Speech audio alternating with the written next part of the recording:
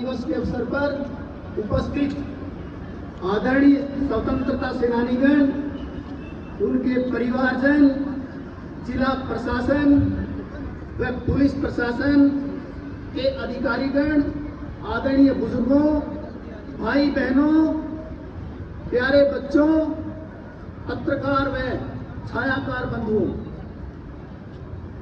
आज का यह दिन केवल कैलेंडर की तारीख नहीं बल्कि करोड़ों भारतीयों की भावनाओं का दिन है, जो हमें याद दिलाता है मां भारती के असंख्य वीरों ने अपने प्राणों का बलिदान देकर हमें आजादी दिलाई।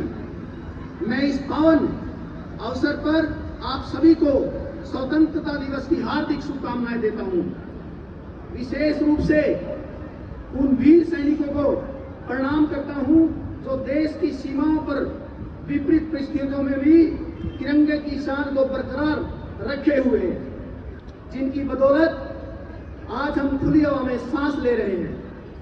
आज पूरा भारत तिरंगा में है, हर गली हर घर तिरंगे के रंग में रंगा है और हर कोने में देशभक्ति की गूंज है। तिरंगा हमारे इतिहास, संघर्ष और सपनों का जीवन प्रतीक है। आज हम ज्ञात अज्ञात शहीदों को भी श्रद्धांजलि अर्पित करते हैं, जिन्होंने आजादी से पहले और बाद में भारत की एकता और अखंडता की रक्षा के लिए अपने प्राण न्यौछावर कर दिए। जब जब दुश्मन ने भारत की अस्मिता पर चोट पहुंचाने का प्रयास किया, तब तब हमारे देश के जवानों ने दुश्मन को करारा जवाब देने का काम किया। हाल ही में पूरी दुनिया ने देखा किस प्रकार 22 अप्रैल 2025 को पहलगांव में आतंकवादियों ने निर्दोष लोगों को मौत के घाट उतार दिया और हमारी बहनों के सिंदूर को उजाड़ दिया। यह केवल नागरिकों पर एक आतंकवादी हमला नहीं था, बल्कि भारत की आत्मा पर किया गया एक दुस्साहसपूर्ण प्रहार था। देश के यशस्वी प्रधानमंत्री श्री नरेंद्र मोदी जी ने इस घटना के तुरंत बाद स्पष्ट शब्दों में कहा था कि भारत आतंकवाद के प्रति शून्य सहिष्णुता की नीति पर चलेगा और इस हमले के पीछे भी जो भी है उन्हें उनकी कल्पना से भी अधिक कठोर सजा देगी। आज मुझे ये कहते हुए बड़ा गर्व का अनुभव हो रहा है कि हमारे यशस्वी प्रधानमंत्री श्री नरेंद्र मोदी जी के नेतृत्व में 7 मई की रात को हमारे बहादुर सुरक्षा बलों ने ऑपरेशन सिंदूर को अंजाम दिया। यह एक सटीक और साहसिक अभियान था, जिसमें हमारी सेना ने पाकिस्तान की सरजमी पर जाकर आतंकवाद के 9 ठिकानों को ध्वस्त किया। यह कार्रवाई उन शक्तियों के लिए स्पष्ट संदेश थी जो आतंकवाद को प्रायोजित और प्रोत्साहित करती है। भारत की ओर से उन्हें उनकी जमीन पर करारा जवाब दिया गया। इसके पश्चात एक और निर्णायक कार्रवाई की गई और ऑपरेशन महादेव चलाकर हमारे सुरक्षा बलों ने पहलगांव हमले में शामिल आतंकवादियों को समाप्त करने का काम किया। यह केवल प्रतिशोध नहीं था, यह आतंकवाद के खिलाफ हमारा संदेश है कि भारत अब चुप नहीं बैठेगा और आतंक के खिलाफ सख्त से सख्त कार्रवाई अमल में लाएगा। भाइयों बहनों, हमारी सरकार ने शहीदों के परिवारों के सम्मान और भलाई को हमेशा पहली प्राथमिकता दी है। जो जवान देश की रक्षा करते हुए शहीद हुए हैं, उनके एक आश्रित को अनुकंपा के आधार पर सरकारी नौकरी दे रही है। अक्टूबर 2024 से जून 2025 तक 410 शहीदों के आश्रितों को नौकरी दी गई है। हरियाणा सरकार ने हाल ही में अपने बजट भाषण में चरखी दादरी, हिसार और यमुनानगर में सेना की भर्ती की तैयारी के लिए सशस्त्र बल तैयारी संस्थान खोलने का निर्णय लिया है। साथ ही रेवाड़ी में सैनिक संग्रहालय बनाने का भी सरकार का प्रस्ताव है। हरियाणा की धरती केवल खेतीबाड़ी में ही नहीं बल्कि वीरता में भी अग्रणी रही है। इतिहास के पन्ने गवाह हैं कि 10 मई 1857 को अम्बाला से स्वतंत्रता आंदोलन की जो चिंगारी उठी, उसने पूरे देश में आजादी की अलग जगा दी। उस चिंगारी ने गुलामी की नींव हिला दी और भारतवासियों के दिलों में आजादी का सपना हिलोरे लेने लगा। यह केवल संघर्ष की शुरुआत नहीं थी, बल्कि यह संदेश था कि अब अन्याय और गुलामी की जंजीरों को तोड़ने का समय आ गया है। उस पहली चिंगारी की स्मृतियों को संजोने के लिए हरियाणा सरकार अंबाला छावनी में एक भव्य शहीद स्मारक का निर्माण कर रही है। भाइयों बहनों, पिछले 11 वर्षों से देशवासियों ने जो क्रांतिकारी बदलाव और अभूतपूर्व सफलताएं महसूस की है, वे प्रधानमंत्री जी के साहसिक और दूरदर्शी नेतृत्व का परिणाम है। पीएम किसान सम्मान निधि, उज्ज्वला योजना, आयुष्मान भारत, पीएम आवास योजना, पीएम सूर्य घर योजना और पीएम गरीब कल्याण अन्न जैसे योजनाओं के माध्यम से करोड़ों भारतीयों को सशक्त बनाया गया है। इन पहलों से समाज के कमजोर वर्गों को बराबरी, सम्मान और आत्मनिर्भरता का अवसर मिला है। यह हर्ष का विषय है कि माननीय प्रधानमंत्री जी के नेतृत्व में लिए गए ऐतिहासिक फैसले देश के नव निर्माण में अहम योगदान दे रहे हैं।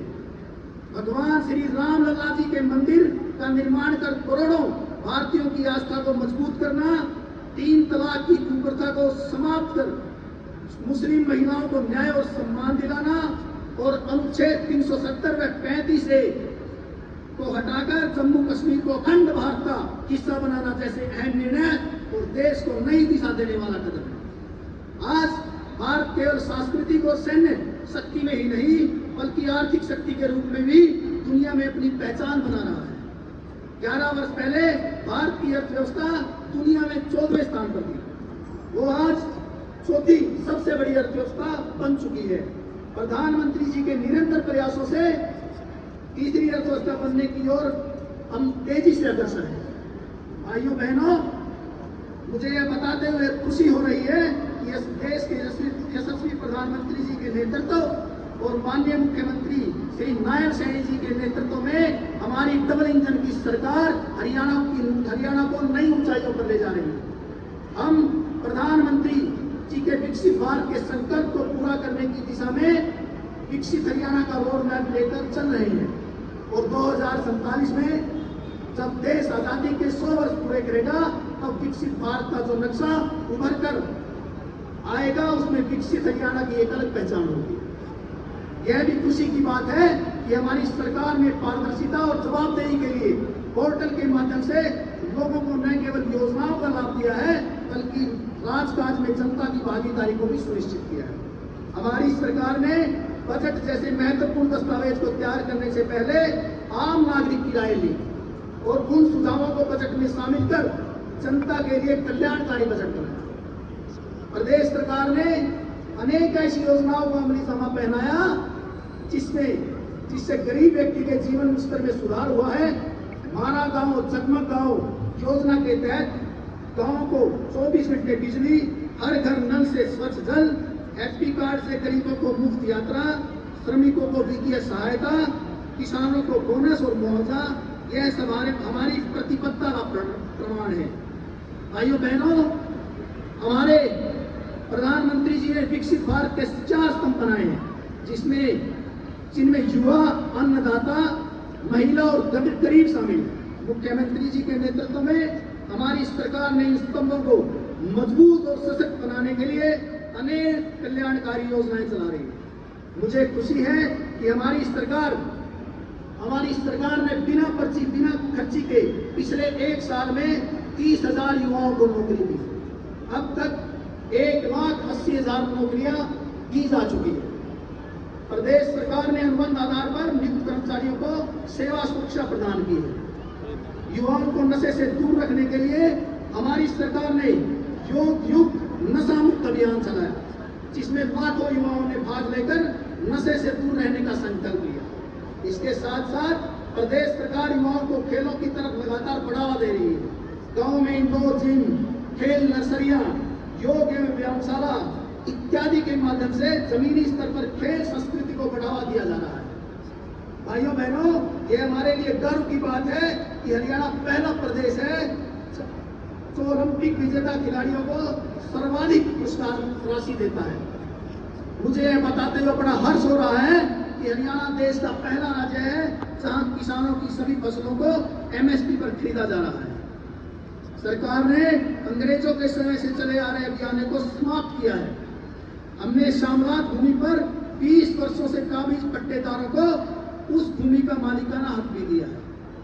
हमने पिछले 10.5 सालों में किसानों को फसल खराब के मुआवजे के रूप में 15,465 करोड़ रुपए दिए।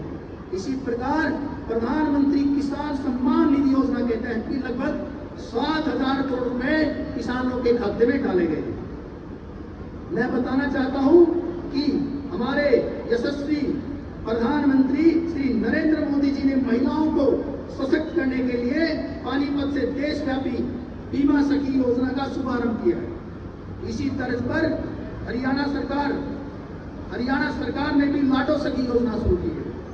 हरियाणा में 5 लाख महिलाओं को लखपति दीदी बनाने का लक्ष्य भी रखा है।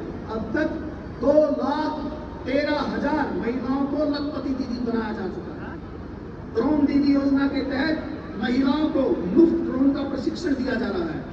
महिलाओं के लिए आजीविका के अवसर बढ़ाने के लिए 1/3 राशन डिपो महिलाओं को देने का प्रावधान किया है।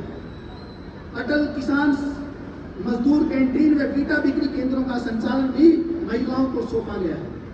प्रदेश भर में महिलाओं सांस्कृतिक केंद्र खोले जा रहे हैं। अब तक 131 केंद्र खोले गए हैं। गरीब महिलाओं को अपनी रसोई चलाने के लिए हर महीने केवल 500 रुपए में गैस सिलेंडर दिया जा रहा है। गांव के विकास में महिलाओं की भागीदारी सुनिश्चित करने के लिए पंचायती राज संस्थाओं में 50% प्रतिनिधित्व दिया है। हमारी सरकार ने नियमित महिला कर्मचारियों के लिए सालाना आकस्मिक अवकाश 20 से बढ़ाकर 25 किए हैं। भाइयों बहनों, मुझे ये बताते हुए गर्व हो रहा है कि हमारी सरकार ने सबका साथ, सबका विकास, सबका विश्वास और सबका प्रयास को अपनाते हुए समाज के सभी वर्गों के लिए, समाज के सभी वर्गों के कल्याण पर ध्यान दिया है। हमारी सरकार ने अनुसूचित जातियों के आरक्षण को 2 वर्गों में बांटकर अब तक वंचित रह गए लोगों को उनका अधिकार दिया है। पिछड़ा वर्ग की क्रीमिलेयर आय सीमा को 6 लाख से बढ़ाकर 8 लाख रुपए किया। साथ ही पिछड़ा वर्ग बी को पंचायती राज संस्थाओं में शहरी निकायों में आरक्षण दिया है। किसी गरीब को आने जाने में धन की समस्या आड़े न आए, इसके लिए हमने हैप्पी योजना शुरू की है। गरीब परिवार अब रोडवेज की बसों में सालाना 1,000 किलोमीटर तक मुफ्त यात्रा कर सकता है। गरीब परिवारों की बेटियों की शादी पर मुख्यमंत्री शगुन योजना के तहत 71,000 रुपए तक शगुन दिया गया है। गरीबों के सिर पर छत उपलब्ध कराने के लिए प्रधानमंत्री आवास योजना के तहत 1,47,000 मकान दिए गए। साथ ही हमने गरीब परिवारों के लिए मुख्यमंत्री आवास योजना भी शुरू की है। इसके तहत 14 शहरों में 15,256 गरीब परिवारों को प्लाट दिए हैं। हमने 58 ग्राम पंचायतों में भी 3,884 प्लाट दिए। आयुष्मान भारत चिरायु योजना में लगभग 22 लाख युवाओं को 5 लाख रुपए तक के मुफ्त इलाज की सुविधा मिल रही है। हमने किडनी के रोग से पीड़ित रोगियों के लिए सभी सरकारी अस्पतालों और मेडिकल कॉलेजों में मुफ्त डायलिसिस की सेवाएं शुरू की। भाइयों बहनों, हमारी सरकार ने प्रदेश में निवेश को बढ़ाने और रोजगार के अवसर प्रदान करने के लिए बेहतर औद्योगिक नीति को लागू किया है। हमने प्रमाण पत्र, लाइसेंस और अनुमति देने में अड़चन पैदा करने वाले अनेक नियमों और प्रक्रियाओं को खत्म कर दिया। आज हरियाणा में निवेशकों को 150 से अधिक सेवाएं ऑनलाइन प्रदान की जा रही है और उन्हें सभी स्वीकृत 12 दिनों में देना सुनिश्चित किया गया है।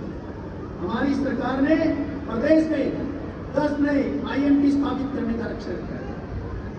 IMT खरगोदा में मारुति सुजुकी का सबसे बड़ा प्लांट शुरू होने जा रहा है, जिसमें हजारों युवाओं को रोजगार मिलेगा। व्यापारी वर्ग को राहत देने के लिए प्रदेश में मुख्यमंत्री शहरी स्वामित्व योजना के तहत 20 साल से अधिक समय से दुकानों व मकानों की मलकियत उन पर काबिज व्यक्तियों को दी है। प्रधानमंत्री लघु व्यापारी मान धन योजना के तहत खुदरा विक्रेताओं और दुकानदारों के लिए न्यूनतम मासिक पेंशन सुनिश्चित की है। भाइयों बहनों, हमारी सरकार का प्रयास है कि हरियाणा को न केवल हरा भरा बनाया जाए बल्कि अच्छा, स्वच्छ और सुंदर बनाने का भी संकल्प लिया है। वन महोत्सव के माध्यम से प्रदेश में वृक्षारोपण किया जा रहा है। एक पेड़ मां के नाम अभियान के तहत प्रदेश में 2 करोड़ से अधिक पौधे लगाए जाएंगे। सरकार ने गांव में कूड़े कचरे के निपटान के लिए ठोस और तरल कचरा प्रबंधन परियोजनाएं शुरू की। भूजल के रिचार्ज के लिए 2088 अमृत सरोवर बनाए गए। फरीदाबाद व करनाल को स्मार्ट सिटी बनाया जा रहा है। पर्यावरण संरक्षण की दिशा में पहल करते हुए सरकार ने पीएमई बस सेवा परियोजना के तहत हरियाणा के 7 शहरों फरीदाबाद, गुरुग्राम, हिसार, रोहतक, पानीपत, करनाल और यमुनानगर के लिए 400 बसें स्वीकृत की है। हमें गर्व है कि हमने प्रदेश के हवाई नक्शे में भी सुनहरे पंथ लगाए हैं। हिसार में तैयार हो चुका महाराजा अग्रसेन हवाई अड्डा न सिर्फ हरियाणा का सबसे बड़ा एयरपोर्ट बना है, बल्कि यह हमारे औद्योगिक और आर्थिक विकास में नए युग की शुरुआत करेगा। प्रधानमंत्री श्री नरेंद्र मोदी जी ने यहाँ से पिछले दिनों श्री राम लला जन्मभूमि अयोध्या के लिए विधिवत रूप से हवाई सेवाओं की शुरुआत की। भाइयों बहनों, आज इस पावन अवसर पर हम सब मिलकर यह संकल्प लें कि कैसी भी चुनौती हो, हम अपने देश की गरिमा, उसकी अखंडता और उसकी स्वतंत्रता की रक्षा में अडिग रहेंगे। हम केवल वर्तमान में की नहीं बल्कि आने वाले कल की नींव भी मजबूत करेंगे ताकि भारत सशक्त, आत्मनिर्भर और विश्व में अग्रणी बन सके। यही संकल्प, यही कर्म और यही त्याग हमारे अमर शहीदों के प्रति हमारी सबसे बड़ी श्रद्धांजलि हो। एक बार पुनः मैं आप सभी को स्वतंत्रता दिवस की हार्दिक बधाई और शुभकामनाएं देता हूं। जय हिंद, जय हरियाणा।